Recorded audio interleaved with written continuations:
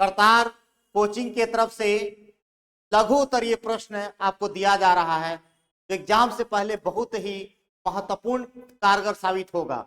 तो देखिए उन्हीं में से एक प्रश्न आपके सामने हम डिस्कस कर रहे हैं। इसी तरह लगातार प्रश्न आपके पास जाएंगे।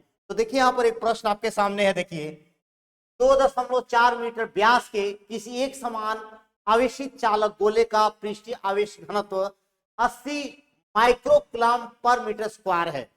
गोले पर आवेश ज्ञात कीजिए। तो देखिए गोले पर आवेश कैसे ज्ञात करेंगे? यदि दिया हुआ है सिग्मा पृष्ठीय आवेश घनत्व अगर दिया हुआ है, सरफेस चार्ज डेंसिटी दिया हुआ है, तो कैसे आप ज्ञात करेंगे? तो देखिए यहाँ पर इस कंसेप्ट को पहले आप देखिए कैसे कंसेप्ट को याद रखेंगे। तो देखिए यहाँ पर अगर सिग्मा दिया हुआ है और क्यू निकालना है आपको, तो कैसे निकालेंगे? तो सिग्मा इजकल टू क्या होता है? क्यू बटा ए होता है। क्या होता है? सिग्मा इजकल टू क्यू बटा ए होता है। अर्थात जो सरफेस चार्ज डेंसिटी होता है उसको कैसे हम डिफाइन करेंगे? चार्ज बटा एरिया होता है। देखिए यहाँ पर तो यहाँ से Q को आराम से निकाल लेंगे, Q is equal to sigma into A. और आप जानते हैं कि गोले का कितना होता है एरिया? Q बराबर होता है sigma into 4 pi r square होता है। बस कंसेप्ट तो आपके पास यही है। अब इसको कैसे आप सॉल्व करेंगे? तो यहाँ पर देखिए सिग्मा दिया हुआ 80, माइक्रो को क्या बोलेंगे? 10 टू द पावर -6 बोलेंगे, और यूनिट में तो वही रह जाएगा। और उसके बाद डायमीटर दिया हुआ है। देखिए 2.4 मीटर व्यास दिया हुआ है। तो आर का मान कैसे निकलेगा? रेडियस का मान कैसे निकलेगा? तो डायमीटर में 2 से डिवाइड कर दीजिए, 1.2 मीटर हो जाएगा। देखिए तो जो आपको प्रश्न में चाहिए वो तो आप निकाल चुके। सिग्मा आपको पता चल गया, आर पता चल गया। तो बस क्या करना होगा? वैल्यू को रखना होगा यहाँ पर, तो आराम से आप निकाल सकते हैं। तो यहां से देखिए Q इक्वल टू क्या हो गया? तो 4 पाई आर स्क्वायर और इंटू सिग्मा हो जाएगा। देखिए तो आराम से आप इसको निकाल करके, और देखिए 4 हो गया। यहाँ पर पाई का मान देखिए 3.14 रख सकते हैं या 22/7 रख सकते हैं, दोनों एक ही बात है। और आर का मान देखिए कितना है? 1.2 का स्क्वायर है तो स्क्वायर रख दीजिए, और सिग्मा का मान यहाँ रख देंगे। तो इस तरह आपको निकल जाएगा। यहाँ पर देखिए यहां से भी आप फॉर्मूला को याद रख सकते हैं। सिग्मा इक्वल टू चार्ज बटा एरिया है। देखिए एरिया की जगह क्या लिखा हुआ है? 4 पाई आर स्क्वायर लिखा हुआ है। तो इस तरह आपका सॉल्व करने के बाद आंसर हो जाएगा 1.45 इंटू 10⁻³ कूलम हो जाएगा। और ये एक प्रश्न आपका बन चुका रहेगा। इसी तरह आपको प्रश्न जो है लगातार प्रोवाइड किया जाएगा पूरे कंसेप्ट के साथ। और एक और एग्जांपल देखिए इसी के साथ, यहाँ पर विभव प्रवणता का मात्रक क्या है?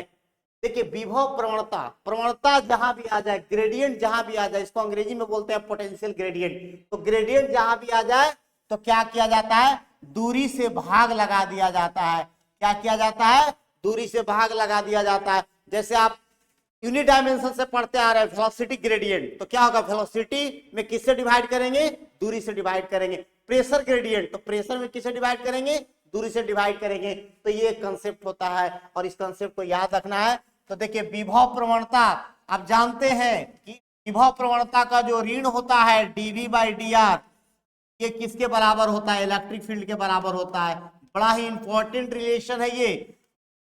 Negative of potential gradient is equal to electric field. और इलेक्ट्रिक फील्ड आप जानते हैं कि F बराबर QE होता है। F बराबर क्या होता है? QE होता है। यहां से आप E का निकालिएगा तो क्या होगा? न्यूटन पर कूलम हो जाएगा। तो यहां से देखिए V/x या dV/dr, जिसको कह रहा विभव प्रवणता, चूंकि ऋण का तो कोई यूनिट होगा नहीं, माइनस का तो कोई यूनिट होता नहीं है, तो यहां से आप क्या कर लेंगे? न्यूटन पर कूलम। इसका आपका V/x का विभव प्रवणता का क्या हो जाएगा? न्यूटन पर कूलम। दूसरा इसे कह रहा है कि विभव प्रवणता तथा वैद्युत क्षेत्र की तीव्रता में संबंध बताइए। तो यहाँ पर देखिए इलेक्ट्रिक फील्ड, विद्युत क्षेत्र और विभव प्रवणता dV/dr के बीच में क्या रिलेशन होता है? तो निगेटिव के साथ ये एक दूसरे से बराबर होते हैं, अर्थात रिलेट होते हैं। तो इसको आप याद रखेंगे। तो यहाँ पर पूरा प्रश्न का जवाब हो गया। विभव प्रवणता का मात्रक क्या है? क्या बोलेंगे आप? न्यूटन पर कूलम है। क्या है? न्यूटन पर कूलम है। अगर आपको एक और यूनिट चाहिए तो और यूनिट मिल सकता है, वोल्ट पर मीटर भी आप बोलेंगे तो गलत नहीं होगा। तो ये भी अगर मान लिया जाए ये ऑप्शन ना मिले, अगर ऑप्शन मिले तो यहाँ से ऑब्जेक्टिव भी आप सीख सकते हैं। 2-3 ऑब्जेक्टिव भी निकल जाएगा। तो यहाँ पर विभव प्रवणता का मात्रक अगर पूछा जाए तो वोल्ट पर मीटर भी बोल सकते हैं, न्यूटन पर कूलाम भी बोल सकते हैं, बोथ आर करेक्ट।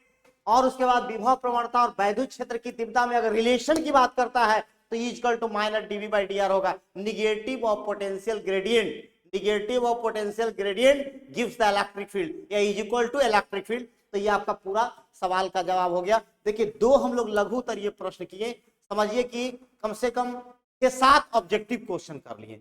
तो आपको इस तरह का क्वेश्चन करतार के द्वारा लगातार इंटरवल पर जाता रहेगा, इसको आप देखते रहिए और इसके चैनल को सब्सक्राइब कीजिए, लाइक कीजिए, और ये आपको हमेशा सुविधा मिलता रहेगा।